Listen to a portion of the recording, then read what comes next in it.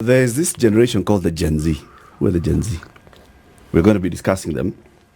We're joined by two people in the studio. Eric Mugendi is a senior editor at Africa Uncensored, and Patricia Andago is a research and product development lead at ODIPODEV.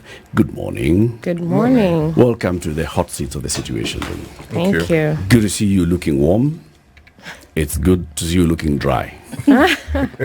Yeah, we thank God. We do not take these things for granted anymore, by the way. Yeah. You know, when somebody walks in here and they're dripping like pole. You understand? You don't ask, just say pole. Yeah. You're here so we can have this conversation about a research that was conducted by your two organizations, and this is looking at the Gen Zs and what they perceive work to be. Yeah. Where they want to work, what they consider to be work, how they want to be paid, what they want to do with their lives. But to welcome you to the conversation, we'll be joined later by one of our own, Gen Z boss. Homegrown Gen Z. Boss what? Boss Buddy. Boss buddy. Boss baby is something else. Oh, yeah? Yeah. Okay. Our boss buddy, Joy Bella, the Kenyan princess, will be joining us for this conversation later on. City, why don't you welcome Eric and Patricia with the day's proverb? Yes, our proverbs for the whole of this week have been from the Republic of Algeria, Yeah. whose capital is Algiers. One whose belly isn't full of straw isn't afraid of fire. One whose belly isn't full of straw Isn't afraid of isn't fire. afraid of fire. Let's start with you, Eric. You said, oh. Yeah. You got it immediately. Straw is famously flammable. So if you're not full of, I guess, stuff that can burn easily, then you're ready for the fire. Patricia.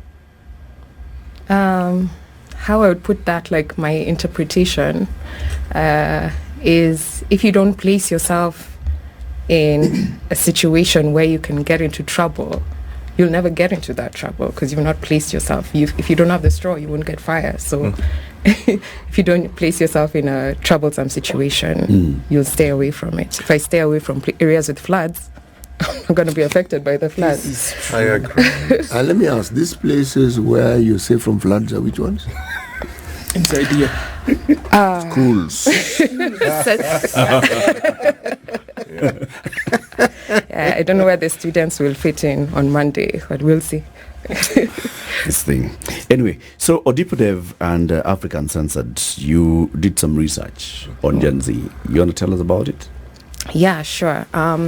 So we've been doing generational assessments for a long time. It's been an interest of ours. So it only made sense, with Gen Z to capture the data that is missing. So we did a survey with 1,300 Gen Zs between the age of 18 and 27, just asking them about their attitudes and perceptions about work, about money, and understanding their aspirations.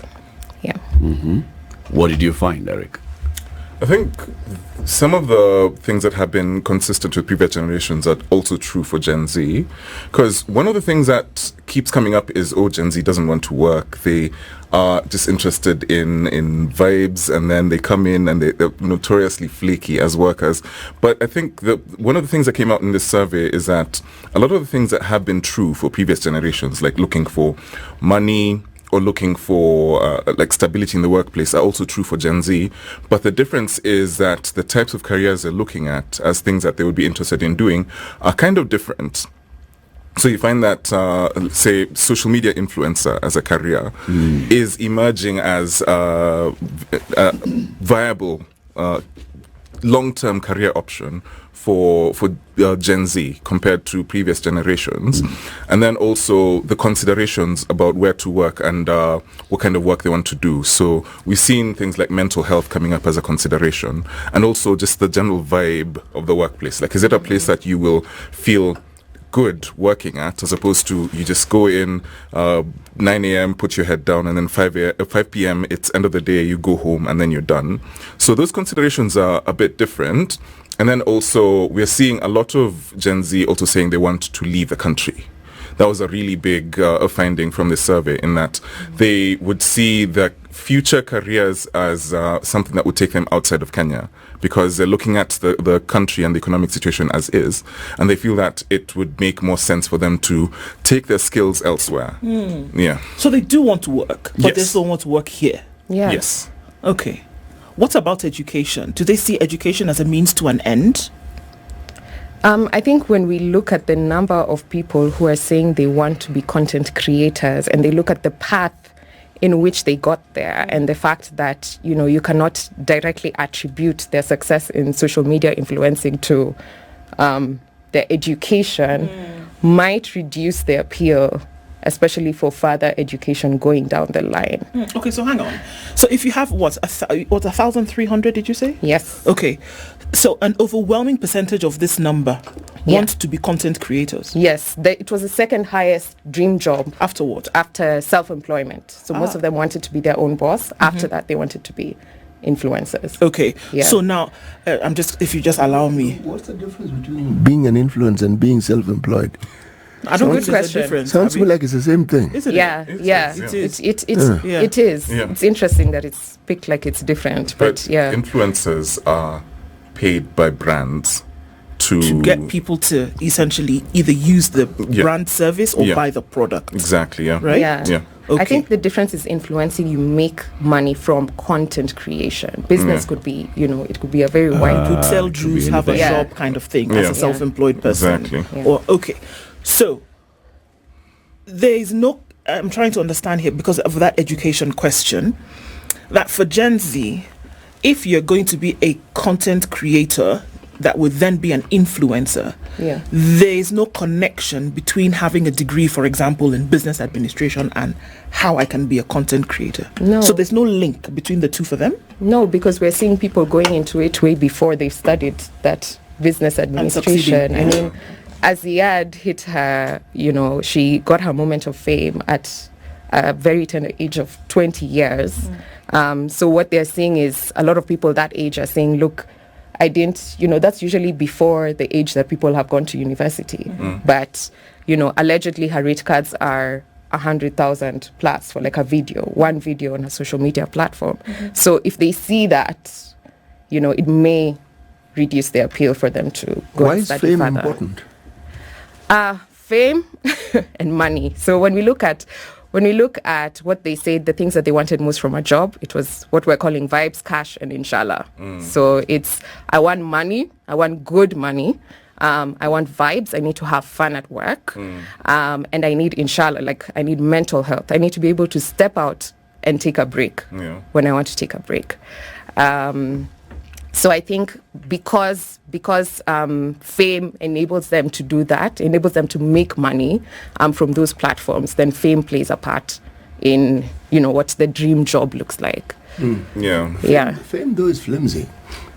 It is. Fleeting at best. It could be, but I think at the very least, what they want to do is they want to be visible enough for brands to be They interested. want to for monetize example. the fame. Exactly. Like you will find people making, say, clips that become sounds on TikTok, and that becomes the way that which that fame comes to them. So I think for older generations, so the way we look at fame is that it's something you get at the end of everything. Yeah.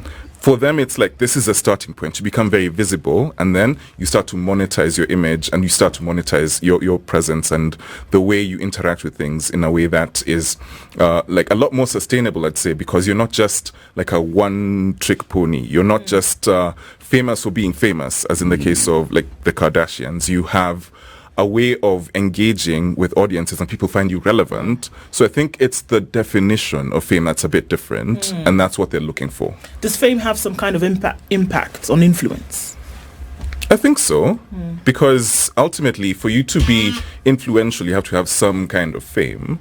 And then the way we look at influence can be very, I'd say,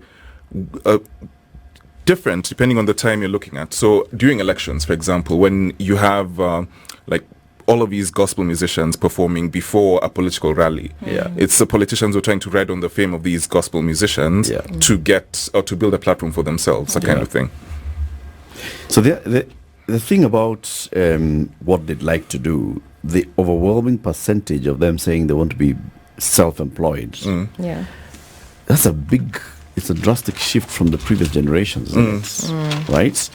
Where, it was so many vijana mwisho wa kusoma utapata kazi. Yeah. Muongeze bidii. Yeah. Yes, The line that is before. important. Yeah. It's important. Yeah. And then at the end of it, you'll get employed. And it's all just looking at formal employment. Yeah. Now, you're saying that these guys are looking at things very differently. Yeah. I do not have to go and apply for a job to sit in an office and get paid at the end of the month. I don't have to do in an 8 to 5 or whatever kind of binding contract that is formalizing an employment. Yeah. I want to come in, and even if you're signing a contract, because you're engaging me to do something. I am my boss. The deliverables are clear. As long as I deliver the deliverables, that's it. That's it. You shall not control my time. I shall not have to apply for leave, for off days, for boss today I'm not feeling well, my hand will not come, for that is none of your business. Yeah. That's what they mean. And that's a huge percent. Did you ask why? Yes, so some of the responses we're getting from that is just they want to be outside of the confines of a 9 to 5, and also the fact that the conventional jobs are not as appealing as they previously were. So the conventional, like formal jobs that we used to have, we're seeing a number of them not looking at this as appealing. It doesn't have the vibes. It doesn't have the inshallah. It doesn't have the cash. I'll make, platforms like TikTok have made it possible for you to be famous overnight. You did not need to have a single follower yesterday. You post a video at TikTok today, you get 1 million plus views. And a brand tomorrow approaches you, you make money. Wow. If you follow the formal path, it's probably not going to happen that fast. It might not be that much fun, and you might not make that much money. So I think generally being self-employed just sort of enables to give you the flexibility to meet what they're saying they want from a job, Self-employment gives them that avenue, that platform to do that in a very flexible way. And again, because they're very keen on mental health, something which we haven't really seen as a big discussion with previous generations. Yeah. That flexibility enables them to step out when they need to. What's the definition of these terms? First, mental health. Second thing is a job.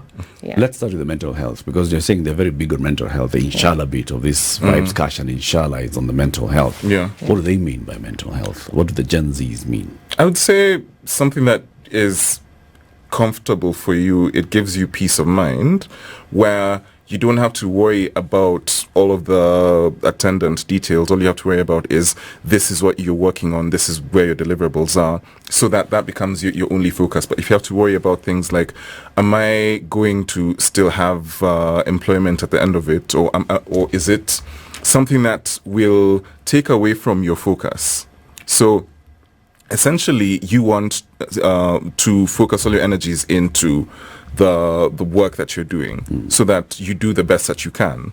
And one of the things that involves is being able to dictate your hours. Like if you're not, say, a morning person, and then you keep having to find yourself in the 7 office a.m. meetings. at 7 a.m. Exactly. And then meetings are drag on. And then the whole time you're thinking this meeting could have been an email because I'm not performing at my best. That kind of impacts you and your ability to do the work that you're doing. And then also being able to switch off, because work-life balance is also really important. We've seen, because you have situations where people are being stressed out because you will be like, it's 5, it's the end of the day, and then you're closing, and then someone calls and says, oh, there's this urgent emergency that you need to deliver on.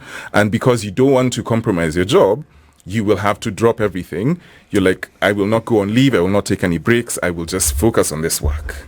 So they want to be dead on the weekends. Essentially. Not dead. Or Weekends. when they want to be. Yeah. It can even be at Necessarily 11 on the a.m. weekends. Yeah. Someone can tell you, Yeah. talk to me at 1. Yeah, I'm taking a mental health day. Yeah. And that's completely valid. And I think if you see like the range of videos on TikTok showing the emails that Gen Zs have been sending at work, and when they want to take like leave, even the leave absence, you know how I don't want to say Apply. us millennials, but you know how previously, there used to be almost a template Yeah. for when you're out of office. I'm going to be out of But office there for used to this be, period there of still time. is a template. Yes. It's still there, yeah. But now we're seeing Gen Z emails coming in, and it's sort of like, I am taking the much needed break that I need to take for this period of time. Please do not contact me Is this actually until I get back. Yes. This is, yeah. true? Okay. So this is the inshallah. Okay. I see one of the things that you asked them here is whether you can build your. I think it's a perception of what they think about legal work Yeah. and illegal ways of making money. Just take us through that question. What was the question? So we just asked them which of these. We had a whole bunch of options, and we asked them which of this matches your Why? Your personal beliefs, philosophy. your personal philosophy about. Yeah. No, well, we didn't ask personal philosophy, but like your beliefs about or where you stand about with money. Like, what do you think about money and taxes? And it was very interesting when we put options, like an option saying it doesn't matter how you make money, Yep. as long as you make it. Yep. We had suspected that would come out the highest, but actually a lot of them were saying they want to make money legally or morally, Okay. which was Do they interesting. have the same still- definition of legal and moral as you have? That's a good question. I believe so, in that you don't take like underhanded.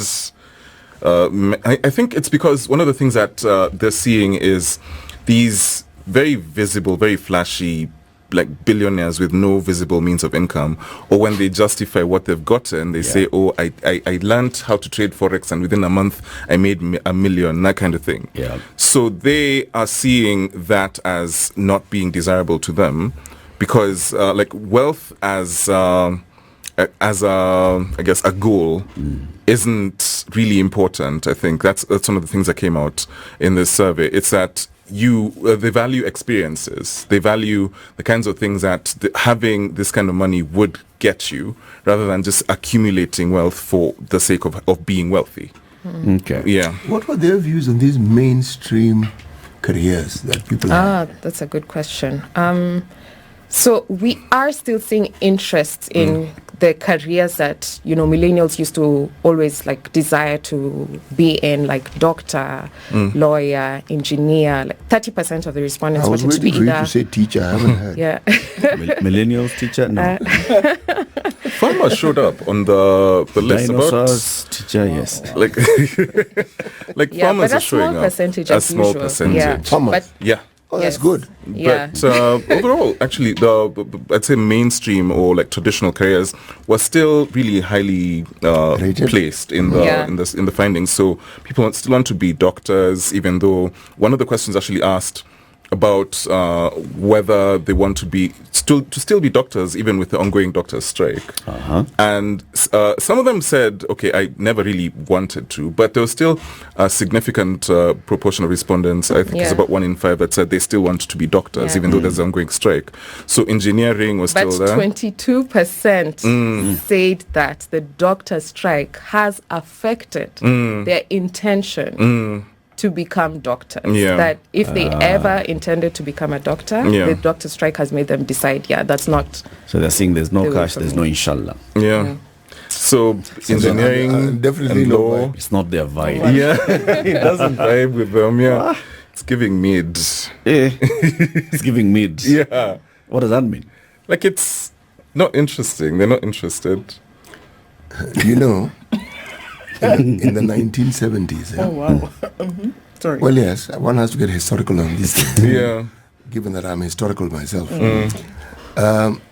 There was a movement that was predominantly in the US, the flower movement, the flower children, the hippie movement. These were people who were protesting the very forms of life that their parents had lived. Now, it came at the backdrop of what was known as the Vietnam War. Okay? And one of the lasting symbols of that generation was make love, not war. Okay? Okay? Please. Yes, and that's where they put cannabis sativa at the forefront of very many things that they did. Now, in time, these people grew up and became adults. Now, that's where the baby boomers came in. Yeah. Yeah. Okay? Now, My question is this. I understand the influence of that generation. They're going against the things their parents had believed in. It didn't make sense. What we're seeing here seems to be, in my mind, predominantly influenced by technology.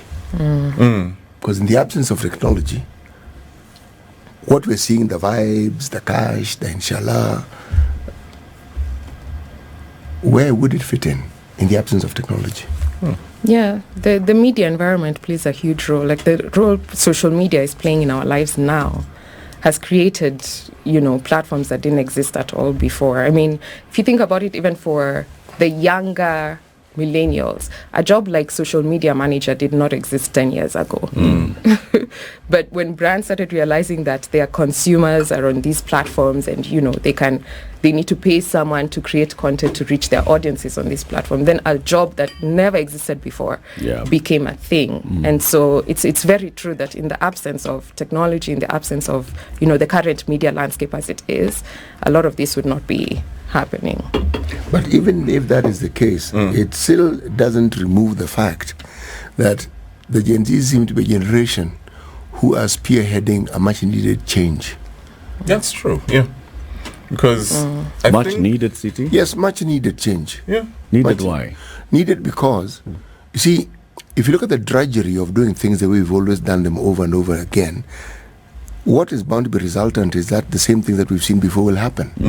So when you see a complete shift from it, you then begin something new that may not necessarily produce the undesired results of the yesteryears, and may usher in disturbing because it's new, but it'll usher in something that you require to fit into. Okay? Something as simple as a computer. I learned to use a computer in the year 2002. Okay? Okay. I went to computer school.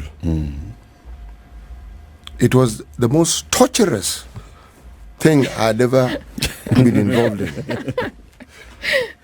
Well, you're told, switch on the computer, then use the mouse to go to Windows. Which is You went to a window. Yes. No, don't open the file. The good thing is you have people sitting next to you, so at least switch on the computer. You could look and look. And see the computer. What you look on your screen is not the same as this guy. This guy says to him, Chief, how do I do this? Till you press this. Okay, it's good. Then I give another instructions. Again, you have to go back and say, Chief, how do you do this? Do this. Go to Windows and click. Yeah, I did that for a week and then I figured, something. Because everyone in that class was younger, much younger than me. Yes. So I figured, this thing, it seems like it's logical. I can learn this thing on my own. The point I'm trying to make is, I had people, and where I was working, then I had people who are my contemporaries, who, because they were afraid to ask those who are younger than them to help them, would wait until 5, because they knew I worked after 5, to say, the guy's got this lovely laptop. They have no clue what to do with it. Because they are my generation. Okay? Now, little I couldn't have foreseen then that this tool was going to literally transform this planet. Yeah. The communication age had been ushered in. And I didn't even understand then that it had been ushered in. So I'm saying, when you have the Gen Zs, they represent the change. They are the living form of this change that came about as a result of the communication age, coming of age, so to speak. Yes. Let's take a break and then we bring in a Gen Z who will come and join us. 25 minutes to 8. Eric Mugendi, senior editor at Africa Uncensored, and Patricia Andago is a research and product development lead at ODIPODEV. We'll be joined shortly by Joy Bella, the Kenyan princess. Boss, buddy. She's a Gen Z creator. She's an influencer. And she's a mental health activist. There it is. Can you see? Yeah. Vibes, cash, and inshallah. Joy Bella, good morning. Good morning. How are you? We're fine. Okay. How about you? I'm good. How do you feel this morning? It's giving? The weather is not giving, but... Not giving? Yeah, but you can't do anything, so you just have to adapt. We're sorry to have to wake you up so early in the morning. Yeah. For you to I'm be not here. A morning person, actually. Clearly. I've really tried. So what are you? You're a what person? I think I'm a night owl. That means I work better at night. Yeah. So how long at night do you work? For how long? I can. Okay, I usually sleep sometimes at 4 or 5. So I feel like my mind is more active at night. Yeah. It might be maybe lifestyle. I don't know, but No, don't worry. CT is the same, but his is influenced by age. Or you could say the same thing about you. age. You wait. The flip side of the coin. But you shouldn't think that it's unusual. There are communities of people who have similar traits, but they don't work on computers. They do a little trot around the neighborhood at night. They usually call night runners. And they talk to no one. Okay. I didn't mean that one. No, don't worry. It's okay. Let me just You stay up clarify. at night working or partying? Watching, working. That if trotter is everything- actually working. It's all work. It's work, yes. Okay, so there was a question that was asked to the 1,300 people that you interviewed for this survey. What's your dream job? And then the related question, what are your top considerations when choosing a job? A majority of the respondents said their dream job is business, self-employment. The second highest was TikTok or influencer. And then we had the doctors. We had office job, engineer, lawyer, musician, comedian. Online writer was a big one. A farmer, surprisingly, is a big one. Watchman security, not featuring so well. Uber driver, boda rider, nothing, not much. And then the considerations, what are your main considerations when choosing a job? Top, money. Second, mental health. Third, vibes.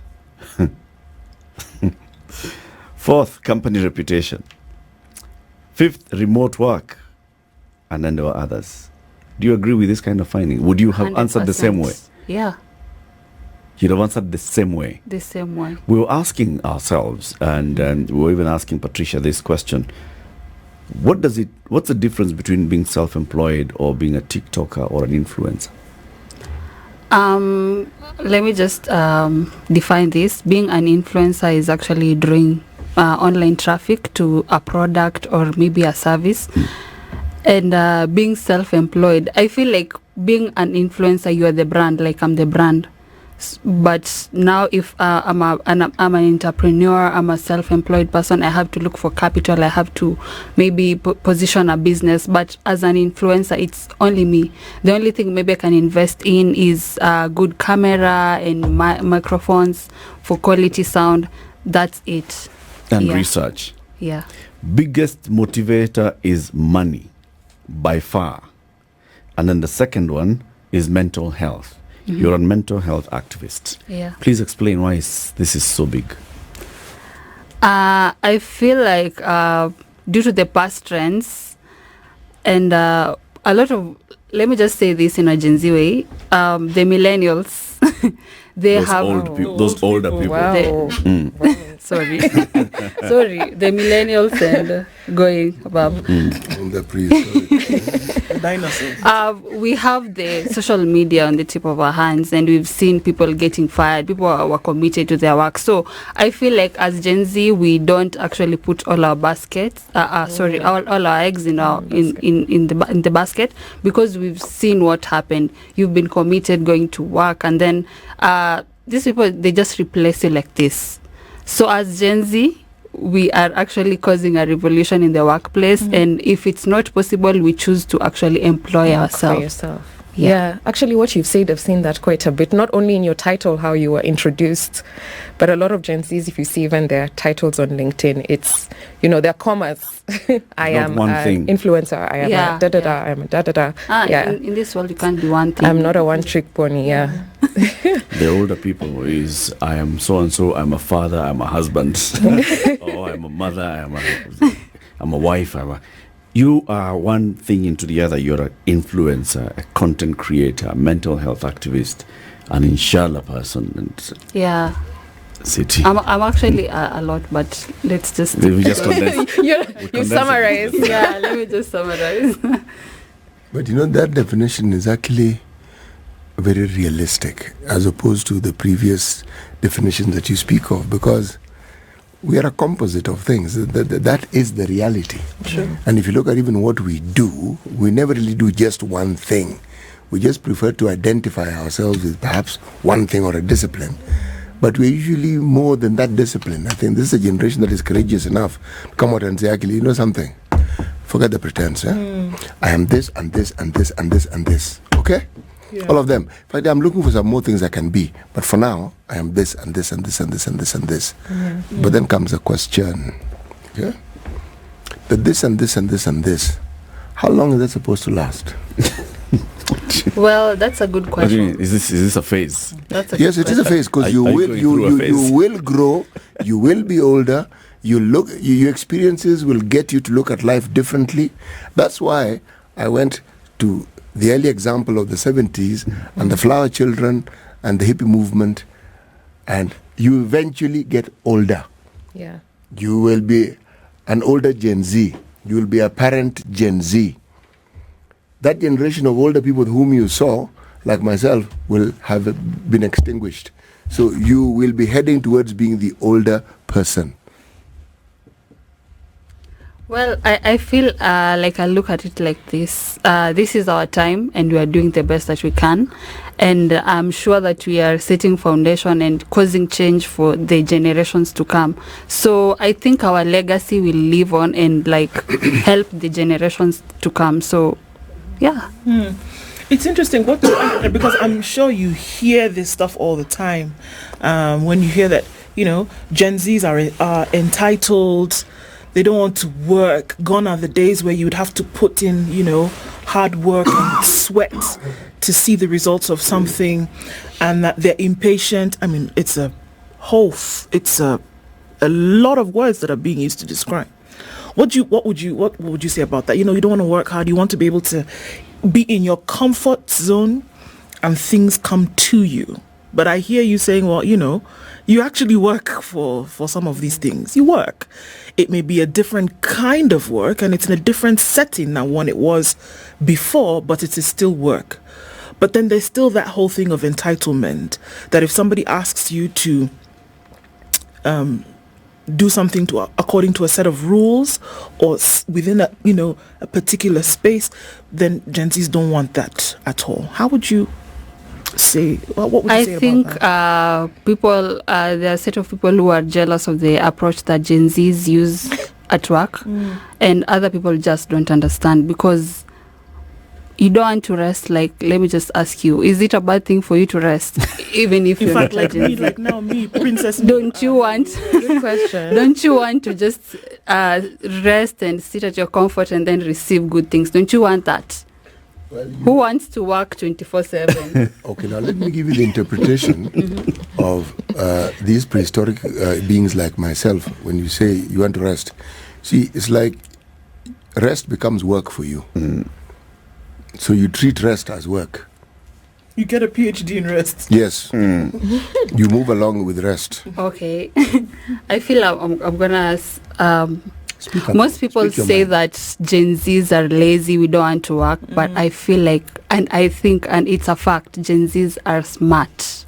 We are not lazy. Just scrap that laziness off, because we actually, most of us, kwanza those in content creation and these new fields of like online writing, they make a lot of money just by doing a little. And I think you guys now are frustrated because you don't understand how, because you've been conditioned to believe that for you to earn a lot of money, you have to work, you have to sweat, And you you have have to to please 10 hours a people. day. Actually, You have to kill lions and actually you do. elephants. Actually, you do. So I feel like you are kind of jealous of the Gen Z's approach. That's why. It's possible, Yeah. Joy Bella, but that's why I asked the question. Yeah. For how long?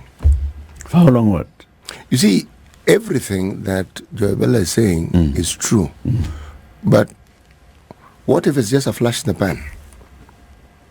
But I would have already gotten my money. So You move on to if the next. Move to someone, the next one. if for example, I'm a wise person, I would have already invested. So compared to that doctor who you're striking, you don't have enough money. City, because you've brought this question again and again and again, are you feeling that even as now Joy Bella, she works until 4 a.m., so she doesn't have to wake up early in the morning. She doesn't have to report at 8 and stay at work up to 5. She does not have to negotiate for some peanut salary, having one source of income. She can have multiple sources of income, doing multiple things in a day. You feel that this is a fleeting thing?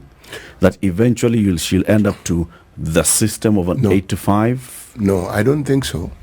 Or a system of one job at a time? No, I don't think so. And I wouldn't want her to do that, because what she represents is what people should do, actually.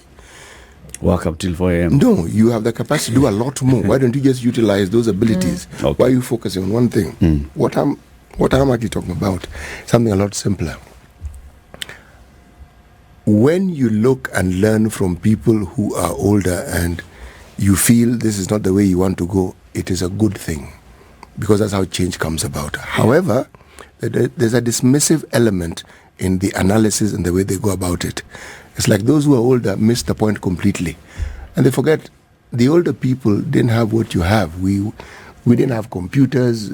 Everything you're talking about, we came across when we were much older. Okay, so yes, it features as a part of our lives, but mostly it features if you have children in the lives of your children. So you do interact with it, but that was not what was the foundation of our lives. The younger, this generation, the Gen Zs, that is the foundation of their lives. Yeah. And indeed, that's what they must utilize to make lives for themselves. Yeah, I would actually be unhappy if they weren't doing what they're doing right now. Yeah. I'm simply saying it helps to learn from those who are older, because what you're seeing as new isn't actually new. Every generation comes up with something that they consider is brand swanking new. Or even disruptive. Yes, exactly. But all they're doing is doing what other generations have done in their time, just that it didn't look quite the same as that. Different contexts. But have other generations done that in their time, like given themselves the rest they need from work and, yes, kind of put their whole mental health first? Yes, they have. Yes, they have. Remember, if you talk about professions, once upon a time, the way in which you gained a foothold into any profession was through apprenticeship. You had to go to someone who had done the job, so you actually learned on the job as you move along. Now, generations then brought in the accumulated knowledge, wrote it into books, and brought in the element of studying so that you actually get the theory of it and later then practice. Other countries have this, but the apprenticeship system still exists. So you learn as you work and from someone who's done it before. Okay? Yeah. But if you look at the outcome of it, see, the outcome is what now tells you how useful this thing is. There are countries that have developed it and have continued, and even when we invented words like TVET, it just explains what it is that some of these people have been doing. Now, you find a country like ours where a lot of our education, especially university education, is theoretical. Okay? Medicine that she mentions is one of those ones which is really not theoretical. If you studied journalism the way Eric did, it's not theoretical. You learn theory, but you really have to do this thing. Okay? Now, what am I saying? I am saying that every generation comes with their changes. They may not be the same as the Gen Zs, and for one simple reason. We are in the communication age. It is the most disruptive age that humanity has ever encountered, because everything is here at your fingertips. News anywhere and everywhere is readily available again at your fingertips. So change doesn't occur in your own little cocoon. It affects and it combines and it works with everybody else around the globe. Like the thinking of the Gen Zs now, it's not different from Gen Zs elsewhere. Why? It's the communication age. The influence is easy, it spreads quicker. In a time when the telephone was stuck on a wall and you had to turn a little knob and then talk to somebody who was in some place and really, I want to speak to so-and-so, so then they connect you. We then moved on to the point where we have these little gadgets that walk around with. I like to say there's a push and pull scenario. There's those push factors that are leading them, just the environment as it is, that sort of defines how a generation is going to think, what they're going to do, how things are going to play out for them. And then, of course, the pull factors, they're appealing things that they'll run towards. What gives me money? What gives me fun? What gives me fame? And even beyond the name that we give the generation, whether it's Gen Z, Gen Alpha, it's, the name that they end up creating for themselves. Do you know what is the interesting? legacy they leave behind? Every new generation has thought they're ushering something new, and as they grow older, they just become their parents. You reset. Factory setting. They just become their parents. In all honesty, maybe in certain details not, but the way they go Joy about Bella things. has given you that bombastic side eye. Bombastic side eye. Respond to this, Joy Bella. You don't think so? Yeah, You don't see yourself think becoming we a are parent. creating a movement. Right now it's like a whole new thing. So I don't think like we can wake up one day and that thing is just like we are back to square zero. I think we will be like a different type of parents and bosses and just other like. It's interesting to think the last Gen Alpha is being born this year. The last Gen Alphas. So Alpha is after Z. Yeah, so we're about to start talking about Gen Alpha very soon. But I think what now would remain constant is that there is a cycle of things. And then things continue to go round and round. When we say plus ça change, plus c'est la même chose, is that, the basic thing is that it'll continue to go round and round. And that there will come a time where there will be I don't know what we will call it, but there will be another generation after Gen Z. Those who are 14. There's an alpha. Yeah. And Alpha. even after those who are 10 years old today, what will they be Like doing? we've ended Z, we are now at A. But this is what I'm saying. Alpha and then beta. That even when we're saying that the character or the elements of a particular generation are different, what we are saying is that the fact that there is a cycle is what remains the same. And I think that is what now we need to be looking at to say, that there should be the acceptance and understanding that that cycle will continue to turn. And that there are elements and characteristics of each cycle which will be new, which will be different, but then all form part of this ecosystem in which we live. Do you think it's possible for us as elements to all coexist in this space with the different elements of each generation, Joy? Yeah, I feel like we can coexist, but I, in my own perspective, I feel like it's an upgrade, not really a cycle. Because if it's a cycle, that means we'll be redoing what was done. So I feel like the generation Alpha that will come after us, they will even be maybe wanting more than what we want. And to me, it's an upgrade, and that's how it should be. Like, I feel Generation Z, the Generation Z, we speak up when it's needed. We choose ourselves, we prioritize our mental health. That is something that most of our parents didn't grow up doing. So for me, I feel like it's an upgrade. And when we come to Generation Alpha, they'll be doing more. So I won't precisely look at it like a cycle, but an upgrade. I don't know about you guys. How do you see the workplace looking like in future? Because you're changing it. You're saying, workplace does not have to be this office where I report 8 to 5. Exactly. Workplace is this place where I am at and I'm working and I'm delivering on a common project. So how's it going to change? Yeah, I feel it's going to change, mostly in the media industry and maybe office work. Most people prefer working at home. And by the generation of the AIs, I feel like journalism as a career or as a degree is going to be extinct. Like, you just need to have a camera and just record yourself. And then and tell AI to tell the story. Yeah. I think the quality of work is going to become a notch. It's going to go a notch higher. Or maybe more than a notch higher because of all the facilities, all the technology that Gen Z has available, and Gen Alpha will have more. If you can see what AI is doing now for people at work, by the time AI is developed and Gen Alphas are coming into the workforce, AI is going to be doing a good percentage of what people are doing now. So you'll have to come into the workplace and deliver something above and beyond what AI can deliver. So I do believe the quality of work generally is going to go up. Okay. Yeah.